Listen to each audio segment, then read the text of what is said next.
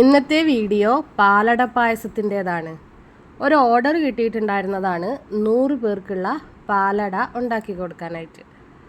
അപ്പോൾ നമുക്ക് വീഡിയോയിലേക്ക് പോകാം. നമ്മൾ അടുപ്പൊക്കെ കത്തിച്ച് ചരക്കൊക്കെ കയറ്റി വെച്ചിട്ടുണ്ട്.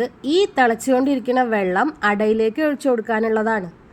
ഈ അട 2 മണിക്കൂർ നേരം ഇങ്ങനെ ഈ ചൂടുവെള്ളത്തിൽ ഇട്ട് വെക്കണം. അതിനുശേഷം നമ്മളിതിലേക്ക് 18 ലിറ്റർ പാലാണ് ഒഴിച്ചു കൊടുക്കുന്നത്. അട 2 മണിക്കൂർ നേരം വേവാനായിട്ട് നമ്മൾ മാറ്റി വയ്ക്കുമ്പോഴത്തേക്ക് പാലൊക്കെ നമുക്ക് വറ്റിച്ച് കുറുക്കി എടുക്കാം. ഉച്ചയ്ക്ക് ശേഷമാണ് നമ്മൾ ഈ ഒരു പായസം തയ്യാറാക്കുന്നത്. ഈ ഒരു പായസം കസ്റ്റമർക്ക് രാത്രിയിലെ എന്തോ ഒരു ഫംഗ്ഷന് വേണ്ടിയിട്ടാണ് അവർ ഓർഡർ തന്നിട്ടുള്ളത്.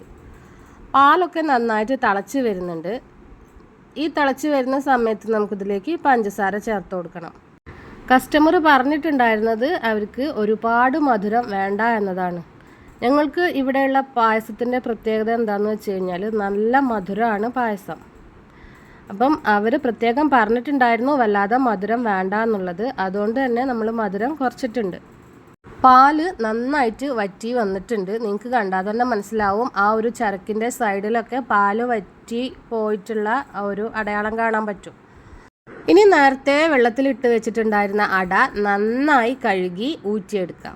ഇതൊരു 2-3 പ്രാവശ്യം കഴുകിയതിന് ശേഷം ഊറ്റിയെടുത്തിട്ടുള്ളതാണ്. ഇത് വെള്ളം വാരാനായിട്ട് വെച്ചിട്ടുള്ളതാണ്. അപ്പോൾ ഇനി നന്നായിട്ട് വെള്ളം വാർന്ന് പോയതിന് ശേഷം നമുക്കിത് പാലിലേക്ക് ഇട്ട് കൊടുക്കാം.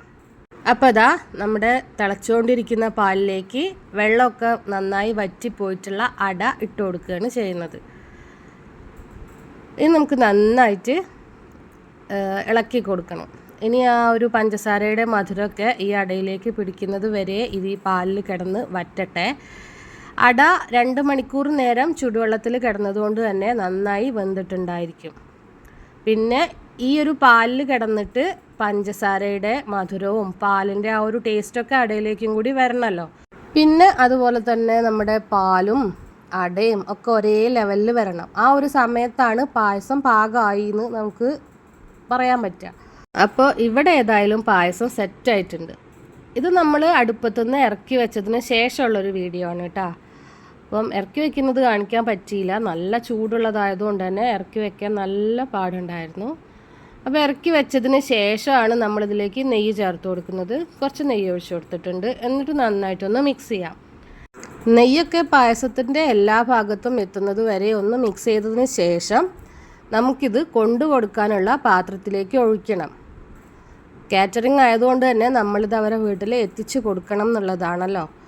നമ്മൾ അളക്കാനെടുക്കുന്ന ആ ഒരു കപ്പ് 1 ലിറ്ററിൻ്റെതാണ്. അപ്പോൾ ആ ഒരു കപ്പ് കണക്കാക്കിയിട്ടാണ് സാധാരണ നമ്മൾ പായസമൊക്കെ അളക്കാറുള്ളത്. അപ്പോൾ ഇന്നത്തെ വീഡിയോ ഇത്രയേ ഉള്ളൂ. വീഡിയോ നിങ്ങൾക്ക് ഇഷ്ടമായിട്ടുണ്ടെങ്കിൽ ലൈക്ക് ചെയ്യാനും ഷെയർ ചെയ്യാനും എൻ്റെ ചാനലൊന്ന് സബ്സ്ക്രൈബ് ചെയ്ത് സപ്പോർട്ട് ചെയ്യാനും മറക്കല്ലേ.